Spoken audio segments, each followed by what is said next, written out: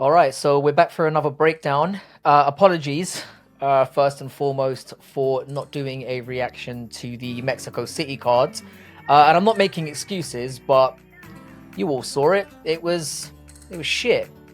I'll pop a bit of an overview on the screen now, though. I did manage to finish 9 and 3 personally, but if it hadn't been for the 3 disgraceful robberies, I probably would have been 6 and 6. Card was low energy, dog manure, so let's hope this one is a big improvement.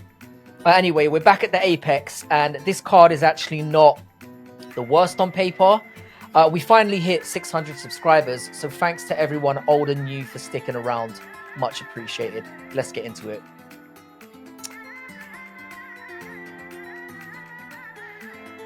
Alright, so fight number 1, we've got Cunningham versus KLEIN. Every time I bet on KLEIN, one way or another, I seem to fuck it up horribly. I picked him to win in his first few and got terribly burned. Then I picked him to lose a bunch of times and cursed his name at every opportunity. Said he was shit. Then the prick obviously starts winning.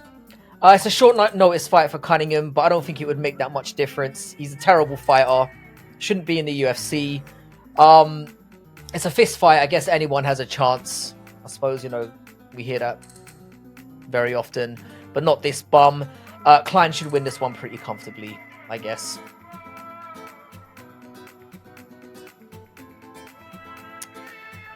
All right, next one, we've got a pair of middleweights. Duncan versus Ribeiro.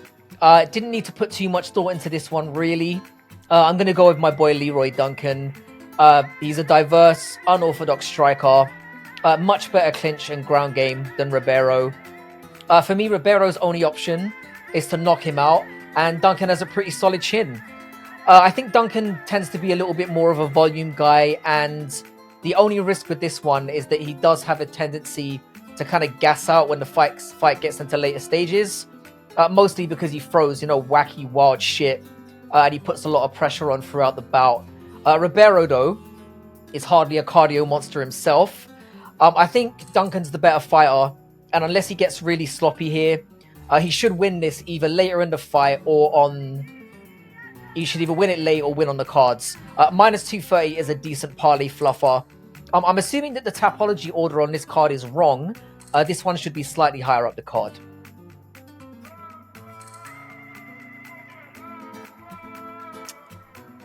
Alright, so third fight. We've got RAHDZABOV versus AL-SELWADY. This one kind of feels like a little bit of a bear trap. RAHDZABOV is coming off a leg kick TKO loss to Rebecki, and his stand-up in that one was... I'm going to be nice here and say it was a little bit sloppy. He was way too static, way too hittable. He kept that lead leg planted throughout the bout and did not adjust whatsoever to the damage that was coming his way. If someone keeps splattering you in the leg and in the calf, just a little tip, mate. Fucking move. It's the only IQ data we have here. AL-SELWADY beat George Hardwick on the Contender Series, who many were tipping to make it to the UFC by now. And I think Hardwick is better than anyone that RAHDZABOV has fought in the PFL. I'm still not comfortable with him as the favorite, though. AL-SELWADY does have nice, crisp stand-up, but I'm unconvinced of his takedown defense, and you know he's got a dodgy hairline. I'll be honest, I don't love this fight at all. I think this is a very tricky one. I'm not going to bet this one. I don't really see anything clear here. It could go over, it could go under.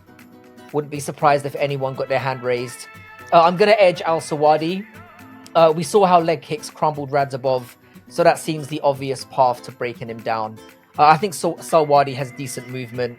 I'm going to take him with 0 confidence.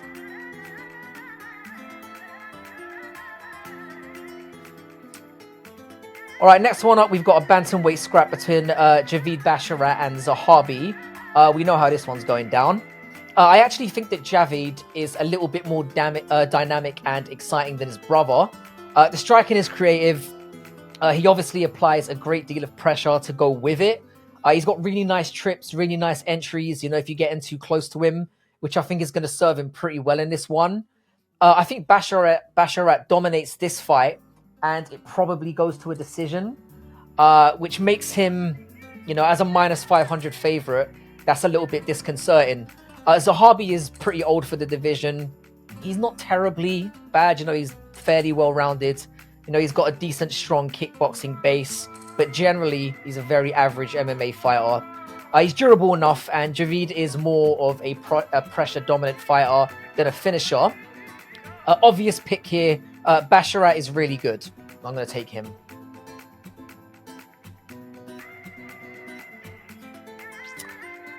All right, next one up, we've got a late-minute replacement. We've got Oliveira versus SOPAJ. I'm gonna pronounce it as. I'm gonna go with Oliveira. He's got a lot of power and explosivity. And what impresses me about this guy is he seems to retain that power throughout the fight. Now, SOPAJ is young, has a really good leg kicking game. I think he's got 1 or 2 finishes by leg kick stoppages.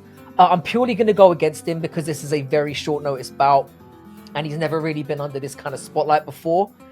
I think Oliveira has more chances of hurting him. I also trust the heart of a Brazilian more than a soy Swede, a region that has no real pedigree. This is a free roll for him, though, so he might cause a little bit of a surprise. We'll have to see, but I'm going to go with the Brazilian Oliveira.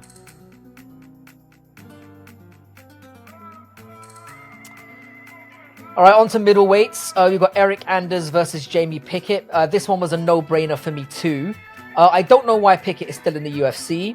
I think he's on like a 4-fight skid, and I can't remember him ever really winning, if I'm being honest. He looks actually physically like he should be good, but he's very bad technically and fights like he's shitting his pants. Anders seems to be improving constantly. He's in much better shape than he used to be. I like his strength in the clinch, and Pickett has no chin. So minus 350 for Anders is justified. I'd have probably taken him at minus 600, minus 700. I see Anders as a lock here. I don't see how Pickett wins outside of an act of God.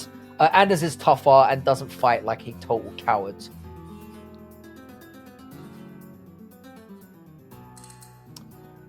All right, to see out the prelims, we've got... now, I'm not sure if this is actually going down. We've got Rosas versus TURCIOS. Now, I did break this one down last week, and I did pick Rosas. Maybe there should be a few more reasons to be a little bit concerned now, as he's the one that obviously pulled out of the fight. He wasn't feeling very well. I get that. But I'm just going to kind of echo what I said last week. TURCIOS has no power, and with this taking place at a catchweight now, I think that Rosas has a better chance of ragdolling him. I will say this as a sidebar though. UFC rolled really dirty again. They announced the fight before confirming it with the fighters, which is why I'm not sure if it's going to go down or not. They seem to be doing that more lately, and it might be why we got the fuck up with UFC 300s. They obviously thought they could just tell 2 people that they're going to fight and it's going down. So I think that's worth mentioning. Yeah, I'm going to take Rosas still, but I think it's going to be by default. He's obviously green, but yeah, I'm going to favor him in this one.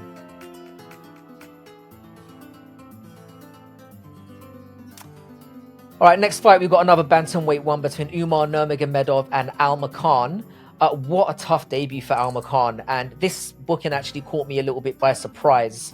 I was sure that they were going to book the Corey fight, which I also thought was really stupid. They obviously came to their senses. I think Corey would have abused him. Instead, we get this random shit. Now, Umar will win this one, but it is a potential banana skin. And I'll be fucked if I'm going to throw this one on at minus 900. Umar represents that new breed of Dagestanis that is more of a striker first and a grappler second, which honestly is a very scary prospect as a base because we know Dagestanis can grapple really well. You obviously have to pick Umar in this, but I'll just be watching and not betting. ALMAKHAN is really good and will be a tough out, but he hasn't had the competition, and as I said, really tough one to debut on. You know, all those nerves are going to be a factor. He also looks like a meth tweener, so I think that should be taken into consideration.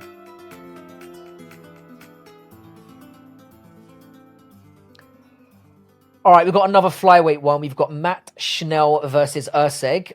This one should be kind of fun. ERCEG has looked pretty impressive since he came in. He got a short notice win against Dvorak, who was actually a very decent fighter. He's younger. He's got a really strong submission game.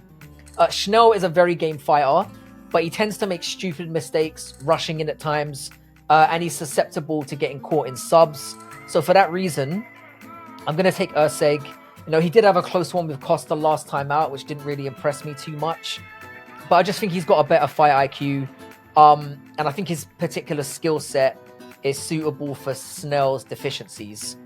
ERCEG on paper should win this, but again, flyweights can get a little bit scrappy at times, so often that can make it hard to score. So there is a risk here that if it stays standing for the entire three, that the judges finger our bum holes. You know, every card is a robbery, and this one could be the one.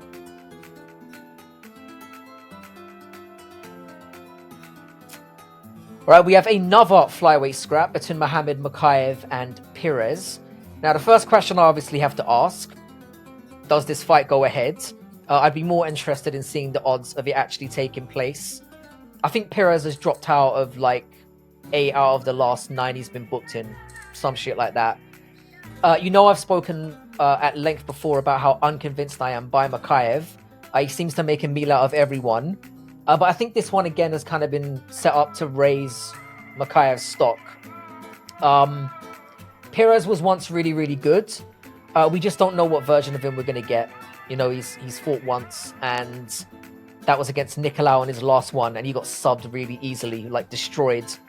I'm actually, personally, I'm not going to bet this one, because I am getting a few alarm bells. This is a big step up for MOKAEV. And it does have the potential to have fraud check written all over it. Based on the inactivity, I'm going to go with MOKAEV, but I don't love this as a sure pick. I think MOKAEV is probably going to do what he always does, you know, wear him down, maybe win late. I'm just applying conventional wisdom here.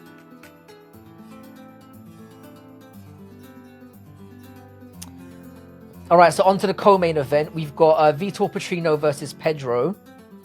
I've spoken about Petrino a lot. I had him as my dark horse of the year at light heavyweights, and naturally, I'm going to pick him.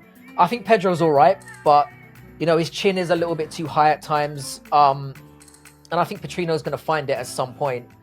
I also need to point out that Petrino has some of the most explosive takedowns in the division, so I like that as another potential avenue for him. Like, he doesn't just double leg you, take you down, he picks you up and drops you with authority. And it feels like a significant moment whenever he lands one. He's very explosive. I do think Pedro has a chance of catching him. But again, I think that's his only avenue of winning. Petrino's on a wave. He's better in the clinch. He's more diverse. His striking's pretty wild. But in a kind of more controlled way, if that makes sense. Like, he kind of, when I say wild, he kind of strikes from unorthodox places. And I just think he's got a bit more to him. I'm also the opposite of a CKB nut rider, so... you know, fuck Pedro.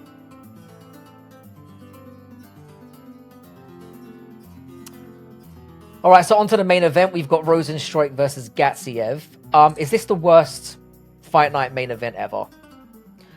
Now, the competition disparity here does make me a little bit wary. We don't know how good Gaziev really is yet. He's not exactly young in the game. He absolutely destroyed Boudet in his UFC debut, who basically stood there like a punching bag getting beaten up. I do think Rosenstruik is a little bit more technical in the striking. You know, he's got a very solid kickboxing background. But Gaziev puts on so much pressure. And Rosenstruik has a horrible takedown defense. And he often looks like a tortoise stuck on its shell when it hits the ground. He's been chinned far too many times for my liking as well. So yeah, I'm going to take the chunky Dagestani. I also picked him as a dark horse in... what is a very dog poo division, and I'm kind of seeing him winning by a ground and pound mauling finish. Alright, so here's an overview of the prelims first of all. I seem to have kind of recovered my prelim status over the last couple of weeks, so that might be one to look out for from me. Not the best prelim card, but not terrible either. And here as well as an overview of the main cards. Like I said, you know, it's not going to bring a lot of casuals out to watch here. I do think it's potentially a better card than last week, and considering how that went down, can't really see how we can do too much worse. Anyway, I'm releasing a video a day on a few MMA topics, so look out for that. We've got a few more in the pipeline. As always, have a great rest of the week, and I will hopefully do a reaction to this one. I just didn't have the motivation to do UFC Mexico. It was dog shit crap. Anyway, have a great one. Take care of yourselves. And yeah, I'll see you on the weekend for the reaction in a bit.